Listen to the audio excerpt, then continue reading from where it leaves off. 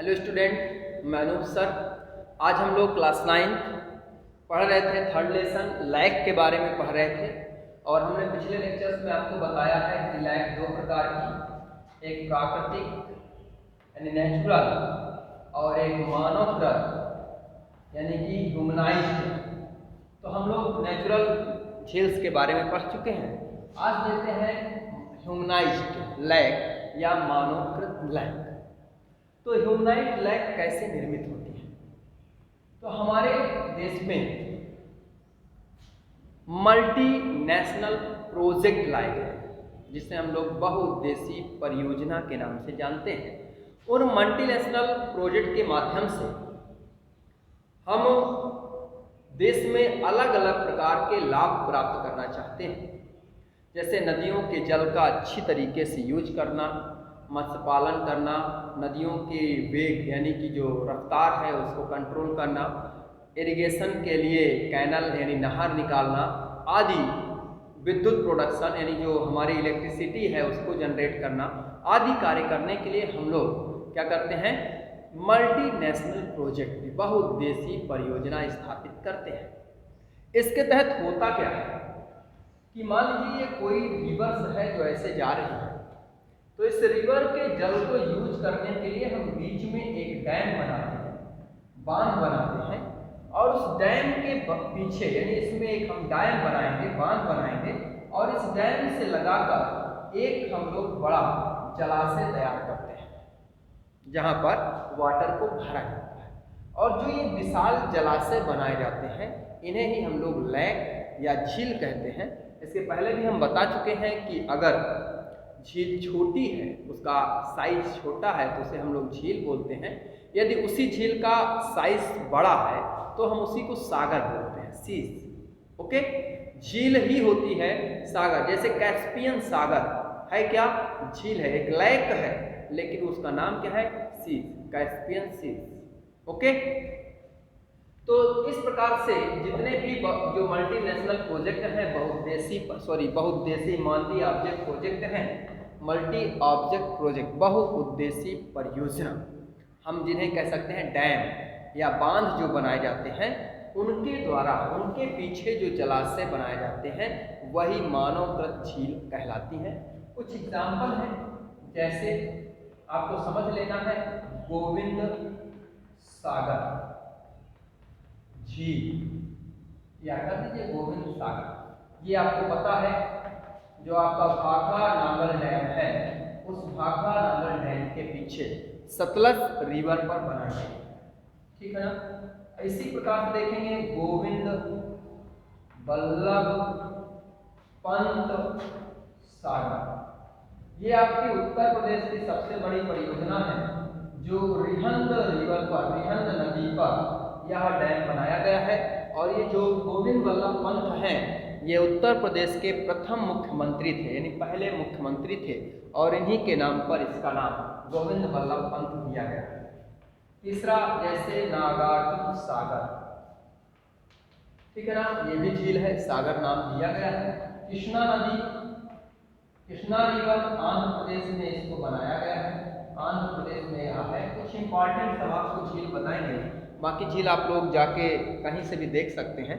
इसके बाद देखें राणा प्रताप सागर, राणा प्रताप सागर। इसकी बात करें तो ये मध्य प्रदेश में है, ये सागर मध्य प्रदेश में बनी है, जो चंबल परियोजना के तहत चंबल रिवर्स में 3 सागर बनाए गए हैं, राणा प्रताप सागर, जवाहर सागर, गांधी सागर। तो ये तीनों आप लोग क्रम से रखेंगे, राणा प्रताप सागर, जवाहर सागर और गांधी सागर।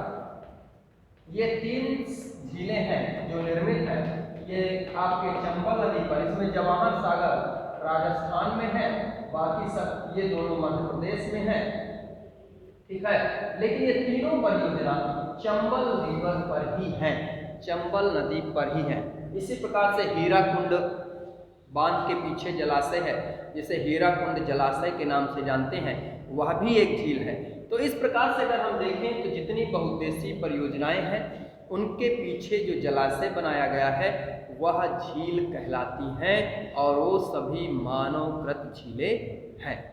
ओके, चलिए अच्छा, ये टॉपिक खत्म हो रहा है तो आपको 2-3 चीजें सामान्य बता देते हैं, 2 क्वेश्चन आपको अलग से बता देते हैं। पहला, विश्व में ताजे पानी फ्रेश वाटर, ठीक ना, ताजे पानी की सबसे बड़ी झील, यानी जो सबसे बड़ी लेक है, लार्जेस्ट लेक है, वो कौन सी है विश्व में ताजे पानी की सबसे बड़ी झील? तो उसे हम लोग सुपीरियर बोलते हैं, सुपीरियर झील यानी सुपीरियर लेक। और ये कहाँ है? USA प्लस कनाडा, इन दोनों के बॉर्डर पर। इसी में एक सब चेंज कर दें, भारत में ताजे पानी की सबसे बड़ी झील आपको सबको पता होगा, वुलर झील, ठीक है ना, ये कहाँ है? जम्मू कश्मीर में। ठीक, 2 क्वेश्चन ये हो गए। 2 क्वेश्चन फिर से चेंज करते हैं, इनको मिटा देते हैं और इस ताजे पानी की जगह जो है हम लोग लिखते हैं खारा, खारे पानी की सबसे बड़ी झील। हमने आपको बताया था अभी कैस्पियन सागर, ये खारे पानी की सबसे बड़ी झील है। और इसके बॉर्डर की बात करें तो इसमें कजाकिस्तान, तुर्किस्तान, उज्बेकिस्तान, ये सभी इसके बॉर्डर पर आते हैं।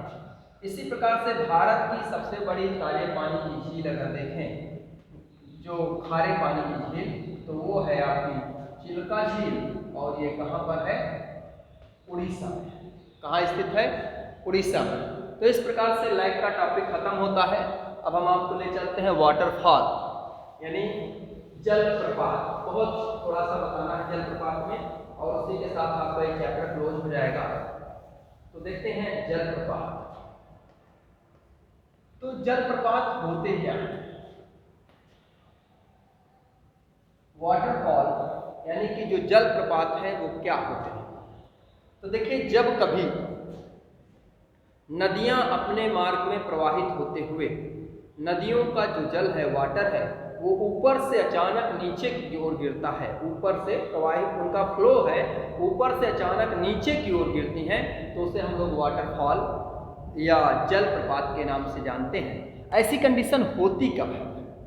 सामान्यतः आप ये समझिए कि ये हमारा पर्वतीय क्षेत्र है, पर्वतीय भूभाग है, और इस माउंटेन एरिया की जो सॉइल लेयर है वो डिफरेंट प्रकार की, मान लीजिए ऐसे है, इनका जो सॉइल का लेयर है वो अलग अलग प्रकार से है। मान लीजिए ये कठोर हार्ड रॉक है, और ये कोमल यानी सॉफ्ट रॉक है। कोमल सेल है या कठोर सेल है? कठोर सेल, कोमल सेल, फिर कठोर सेल, इसके नीचे वाली फिर कोमल सेल। होता क्या है? मान लीजिए इस क्षेत्र से रिवर निकली, यहाँ से प्रवाहित होते हुए आती है, तो इस स्थान पर आने के बाद, जैसे ये आप ऐसे समझें, ठीक है ना, यहाँ से नदियों का जो हिमशैल है वो आगे जाती है, आगे इसके बाद यहाँ से वाटर का रूप धारण करेंगे और नीचे की ओर प्रवाहित होंगे। सीधी सी बात है, ये हार्ड सेल जो रॉक है, कठोर सेल है, उसका कटान कम होगा वाटर के बहने पर, और कोमल सेल उसकी अपेक्षा बहुत तेजी से कटेगी। तो धीरे धीरे यहाँ कटान होता जाता है और इस तरह गड्ढेनुमा आकृति बनती जाती है, ठीक है ना। फिर और कटान होगा, ऐसे हो जाएगा, फिर नदियों का जो जल है वो यहाँ से ऐसे होकर ऐसे जाएगा। यानी आप कभी घर पे जो आपके लोटा होता है, गांव वाले देखे होंगे लोटा, उस लोटे से पानी गिराइए तो नीचे नहीं गिरता सीधे, बाट के कारण क्या होगा, वो सरफेस को टच करके पानी गिरता है तो पीछे की ओर जाता है। हमेशा आप जग से पानी डालिए, सीधा पानी नहीं गिरता, थोड़ा पीछे से जाता है। तो वैसे ही यहाँ भी वाटर ऐसे आएगा और पीछे से जाएगा, और जब ये कटान अधिक हो जाता है तो अंततः यहाँ से जल सीधे नीचे गिरना शुरू हो जाता है, और यहाँ पर वाटरफॉल यानी जलप्रपात निर्मित हो जाता है। ओके, अब आपको जलप्रपात बता दिया गया, जलप्रपात हैं क्या, कैसे बनते हैं। नदियों के मार्ग पर जब अचानक ऊंचे से नीचे की ओर जल गिरता है उसे जलप्रपात कहते हैं। ये आपको इतना ही समझना है। आपको 2-3 चीज़ें आपकी बुक में पूछी गई हैं, उन क्वेश्चंस को जान लेंगे और उसके बाद इस चैप्टर को हम लोग खत्म करेंगे। जैसे पहला क्वेश्चन है विश्व का सबसे ऊंचा जलप्रपात, विश्व का सबसे ऊंचा जलप्रपात, यानी कौन सा वाटरफॉल है वर्ल्ड का जो सबसे हाई रेंज से नीचे की ओर गिरता है।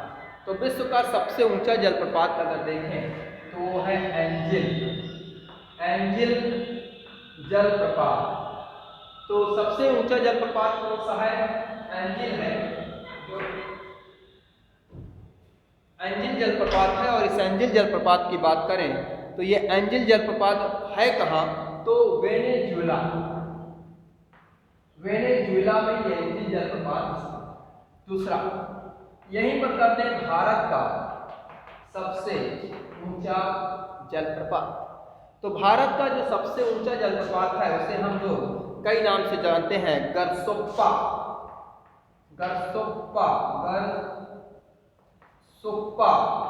इसी को हम लोग महात्मा गांधी जलप्रपात के नाम से जानते हैं, महात्मा गांधी जलप्रपात। 3 नाम बता दिया गया, गरसोप्पा, जोग या महात्मा गांधी। ये तीनों एक ही हैं, कर्नाटक में है और कर्नाटक में शरावती नदी पर यह जलप्रपात बनता है। ओके, हमने देख लिया विश्व का सबसे ऊंचा जलप्रपात और भारत का सबसे ऊंचा जलप्रपात, वर्ल्ड की हाईएस्ट रेंज का वाटरफॉल और भारत के हाईएस्ट रेंज का वाटरफॉल।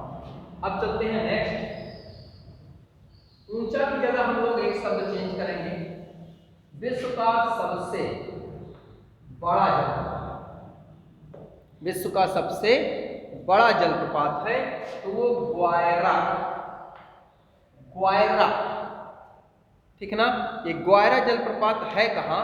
तो इस ग्वायरा जलप्रपात की बात करें तो ऐसे समझिए साउथ अफ्रीका, ब्राजील, लगभग ब्राजील में है। और ये ग्वायरा जलप्रपात जो है वो पराना नदी पर, इस रिवर पर, पराना रिवर में यह जलप्रपात बनता है और ये भारत का सबसे बड़ा जलप्रपात कहलाता, विश्व का, वर्ल्ड का सबसे बड़ा, लार्जेस्ट। ठीक, अब भारत का करें, भारत का सबसे बड़ा जलप्रपात तो वो है कुचिकल जलप्रपात। कुचिकल जलप्रपात ये भी कर्नाटक में है, बस इसकी रिवर चेंज हो जाएगी और कुचिकल जलप्रपात बराही रिवर यानी बराही नदी पर यह स्थित है, कर्नाटक में है। कुचिकल वाटरफॉल है, ये इंडिया का लार्जेस्ट वाटरफॉल है। आपके एनसीईआरटी में आता है कि भारत का दूसरा सबसे ऊंचा जलप्रपात दिया है वहां पर, तो आप वहां देख लेंगे, शिव समुद्रम जलप्रपात जो है वो जो है क्या है, भारत का दूसरा बड़ा जलप्रपात है और यह जो है कर्नाटक राज्य में स्थित है, लेकिन रिवर इसकी तुंगभद्रा रिवर में यह जलप्रपात स्थित है। यह भारत का दूसरा सबसे बड़ा जलप्रपात है। इसी के साथ आपका चैप्टर क्लोज होता है, जिसमें हमने लेक एंड वाटरफॉल्स के बारे में बताया।